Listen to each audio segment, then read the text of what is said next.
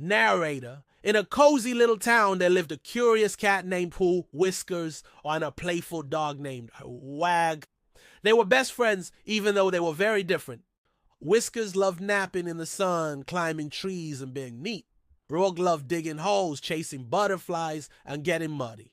One sunny morning, they sat under the big tree in their backyard. Whiskers, let's do something fun today. No, Wag, tail wagging. Let's race around the garden. First one to touch the garden gnome wins. Whiskers, you're on, but no shortcuts. Narrator. And so, the May Great Garden Race began. Whiskers sprinted gracefully, leaping over flower pots. Wag barked excitedly and ran in zigzags, knocking over a watering can. Suddenly, Wag stopped. He saw a butterfly and couldn't resist chasing it. Whiskers took the lead, but then a loud meow. She got stuck in a bush. Wag heard her. He forgot about the race and ran back to help. He gently pulled the branches apart with his teeth. Whiskers smiling. Thanks, Wag. You're a true friend.